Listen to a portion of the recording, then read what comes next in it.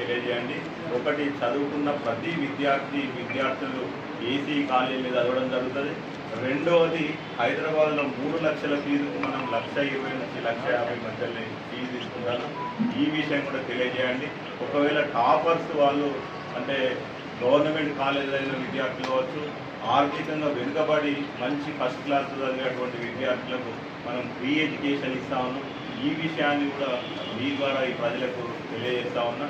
ఇవన్నీ విషయాలు కూడా మీరు గుర్తుపెట్టుకోండి.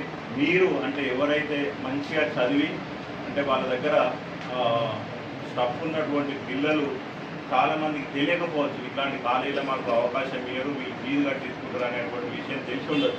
సో అది మీలాంటి వాళ్ళ కనుక చెప్తే 100% మనం పేద విద్యార్థులకు కూడా న్యాయం చేసిన వాళ్ళం అయితే ఈ విషయాన్ని మీరు గుర్తుపెట్టుకుంటారని ఆశిస్తూ నేను ముగిస్తా ఉన్నాను. అలా 468 ముగ్గురు విద్యార్థులకు రావడం జరిగింది అవుట్ ఆఫ్ 470, 437 అవుట్ ఆఫ్ 440 ఇద్దరు విద్యార్థులు రావడం జరిగింది. నెక్స్ట్ సెకండ్ ఇయర్ పిల్లలకు 993, 992, 991, 990 దాని 990 పైన ఆల్మోస్ట్ 8 స్టూడెంట్స్కు రావడం జరిగింది. సో మనం ఇది ప్యాషన్తో పెట్టినటువంటి ఇన్స్టిట్యూషన్.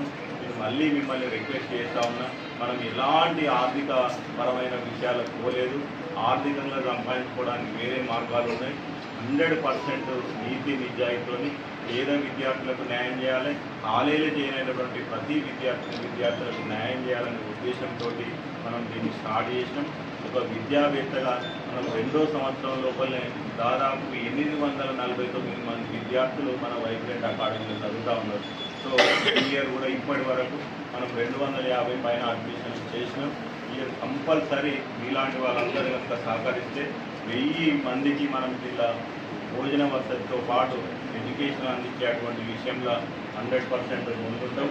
సో ఇవన్నీ విషయాలు మీడియా ద్వారా సమాజానికి తెలియజేయాలని ఆశిస్తూ ముగిస్తా ఉన్నాను. రాజేందర్ రెడ్డి.